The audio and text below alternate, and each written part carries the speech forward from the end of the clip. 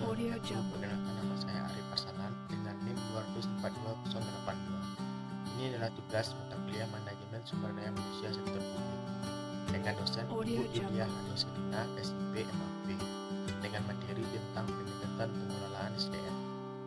Yang pertama yaitu pendekatan HRM atau Human Resource Management. Secara garis besar, HRM merupakan strategi atau rangkaian langkah-langkah dan pendekatan untuk mengelola atau menggunakan sumber daya manusia atau SDM untuk mencapai suatu tujuan atau goals yang ditetapkan perusahaan atau organisasi. Indikator yang ada dalam HRM yang pertama, jobs analysis, yaitu proses yang sistematis untuk menentukan keterampilan tugas dan pengetahuan yang diperlukan untuk melakukan pekerjaan dalam organisasi. Yang kedua, human resource planning, yaitu proses yang sistematis untuk mencocokkan antara kebutuhan organisasi atau posisi pekerjaan yang dibutuhkan dalam organisasi dengan suplai eksternal manusia selama periode waktu tertentu, atau proses di mana organisasi mencoba untuk memastikan bahwa ia memiliki jumlah orang-orang yang berkualitas yang tepat sesuai dengan pekerjaannya pada waktu yang cepat. 3. Proses rekrutmen, proses menarik individu secara tepat waktu dalam jumlah yang cukup dan dengan kualifikasi yang tepat untuk melamar pekerjaan pada suatu organisasi. Yang keempat yaitu selection, proses memilih dari sekelompok individu pelamar yang paling cocok untuk posisi tertentu di dalam organisasi. Konsep HRM dan penerapannya. Konsep HRM adalah memandang manusia sebagai sumber yang suatu saat bisa habis jika dipakai terus-menerus, sehingga dalam Human Resource Management tersebut juga dilakukan pengembangan keahlian serta upaya untuk menambah kemampuan dan keahlian tersebut, sehingga kedepannya diharapkan manajemen perusahaan memiliki sumber daya berkualitas sesuai dengan harapan dan spesifikasi skill yang diinginkan oleh manajemen. Manfaat HRM dalam perusahaan. Yang pertama yaitu membantu mencapai target perusahaan. Yang kedua, mengarahkan sumber daya. Yang ketiga, memperoleh pemanfaatan waktu. Yang keempat, membantu bimbingan. Yang kelima, mengadakan pembekalan. Yang kedua yaitu pendekatan HCM atau Human Capital Management.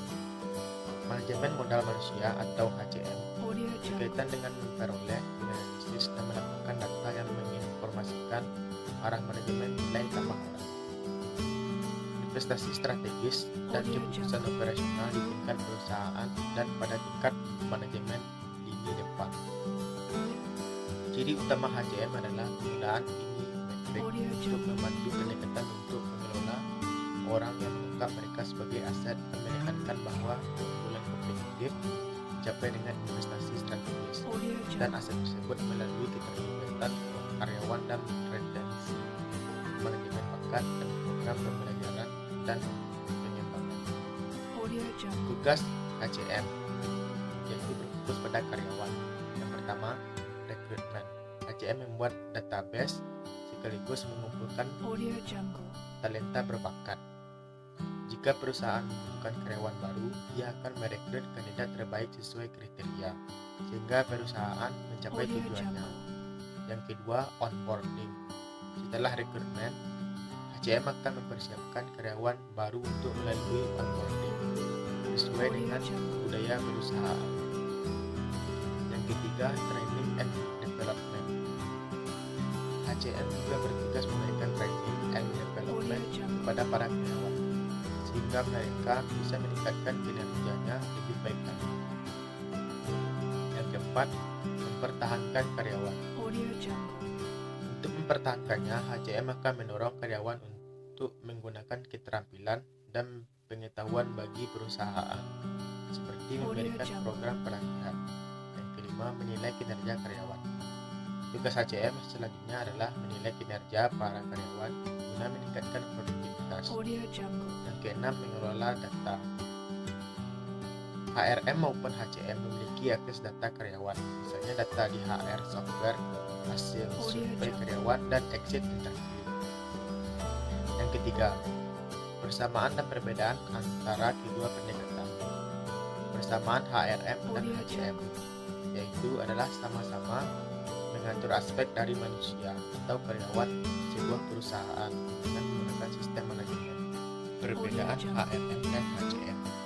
Yang pertama dari sudut pandang, yaitu HRM memandang karyawan sebagai sumber akan habis jika dipakai secara terus-menerus, sedangkan HCM memandang karyawan sebagai aset dapat diperkaya dan memberikan untung.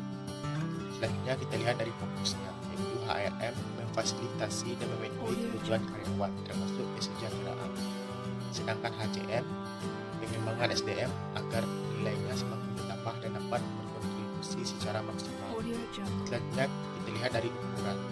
HRM hanya terfokus kepada hasil kinerja atau kontribusi karyawan tanpa analisis mendalam demi perkembangan perusahaan, sedangkan HCM mengutamakan analisis perkembangan SDM dan perusahaan. Yang keempat yaitu pendekatan pengelolaan SDM yang ada di Indonesia.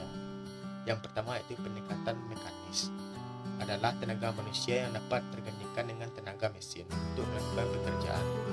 Pergantian tersebut berdasarkan perkembangan efektivitas kemanusiaan, ekonomis, serta kemampuan yang lebih baik dan juga lebih besar. B. Pendekatan paternalis, adalah manajer yang bertugas untuk memberikan pengarahan kepada bawahannya. Manajer juga bertindak seperti kepala keluarga kepada seluruh anggota keluarganya. Pada bawah-bawahan, manajer seharusnya diperlakukan dengan baik.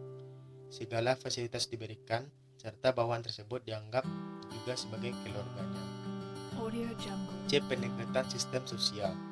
Pendekatan sistem sosial memandang bahwa perusahaan atau organisasi adalah suatu sistem yang mempunyai sifat kompleks dan juga beroperasi dalam suatu lingkaran yang kompleks, dan biasanya disebut sebagai suatu sistem yang beroperasi di luar. Mungkin itu yang dapat saya sampaikan. Cukup sekian, terima kasih. Assalamualaikum warahmatullahi wabarakatuh.